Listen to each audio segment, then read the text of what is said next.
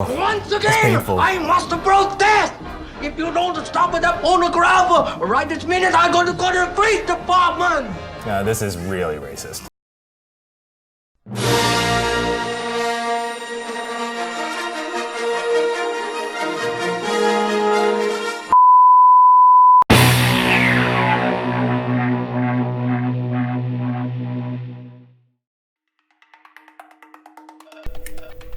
(1860s) America. Asian and particularly Chinese immigrants were moving to the west coast of the United States in large groups.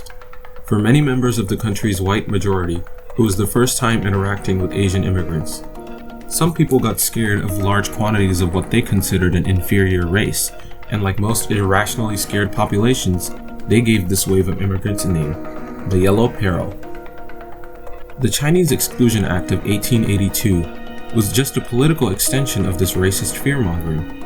This act, which banned Chinese immigration completely, was repealed in 1943. That's more than 60 years after the act was first passed. Okay, now let's go to a different time. February 19th, 1942. President Roosevelt issued Executive Order 9066, which encouraged the internment of more than 100,000 loyal Americans who were imprisoned without trial for one simple reason: their Japanese ancestry. In fact, some people suggested that cooperating with this unjust, unconstitutional, and frankly illogical process was a way for Japanese Americans to prove their loyalty to the country. These are just two of the practically countless list of unfair actions taken towards immigrants, specifically East Asians in this case. But why are these all relevant to this matter? Well, the issue we're going to discuss today has all its roots in this history of racism.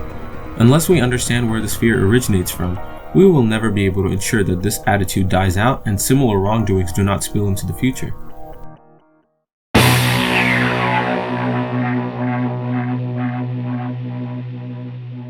Alright, let's shift our focus once again towards something else: Hollywood.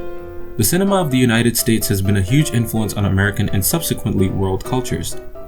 As Hollywood grew from a seedling in the early 20th century to what it's become today, it absorbed social changes into its brand of storytelling along the way. With the growing presence of Asian immigrants in America, some producers chose to tell stories involving Asian characters. This inclusion of Asian characters seems like a good thing at first, until we look closer and realize that portrayals of Asian characters in Hollywood, especially in the early days, were almost always cruel caricatures of Asian people and their culture. One act of injustice that makes these portrayals even worse is that these characters were often played by white actors who wore prosthetics to seem more Asian and mimicked Asian speaking patterns in a rude and stereotypical way. This act of a white actor donning an Asian face is called Yellowface. The repeated decision to choose white actors over Asian ones to play Asian characters, and to ignore talent that could represent someone of their own race or nationality authentically, and instead choosing to do an easy but extremely insulting mockery of that group, is referred to as whitewashing. Let's go, lady! This time I'm warning you! I am definitely this time going to call in the police! Think, please. What first gave you idea Torso was Mary Conover? Just a hunch, I guess. Who chatters? But the wise man listens. You always talk like a Chinese fortune cookie. Third wife, a Tartar woman, Temujin. I share your taste in women, Targetai, but not in blood. Why am I here? Who are you? I am Fu Manchu. Fu Manchu. It isn't possible. Whitewashing, sadly, is still present today, and its roots can be found in classic Hollywood.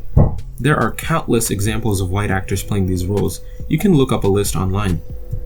But why is this bad? Well, for starters, it's not an accurate representation of a specific group of people in the USA, and it portrays them as something that they're not. The purpose of whitewashing and Yellowface in particular is to mock and deride those groups which are part of America's population. In short, it insults and excludes those that it is trying to represent and creates boundaries between races. It's a visual affirmation of their potential in this country, and when that's robbed away, it leaves the group feeling left out at best and hurt or even angry at worst. These people are not helped by the majority's positive reactions to those same roles that hurt them in the first place. There have been Yellowface roles that have won acclaim, praise, and even awards. This is simply a reflection of the majority's worldview. It shows that not only are most people okay with Yellowface, some of them like it because it reinforces their racist worldview.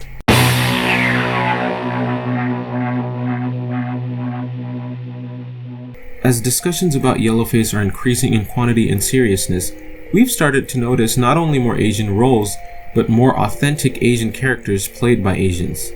This cycles back on itself because it allows more of the Asian population to be inspired and believe in film as a viable career choice. In conclusion, now that we've seen the damage Yellowface and similar acts can do to communities in this country, we can look forward to the future, hopefully wiser than we were. We can choose to support more movies with representation, be vocal about these issues on our available platforms, all while pushing the diversity of stories being told on the big screen. Remember, representation matters.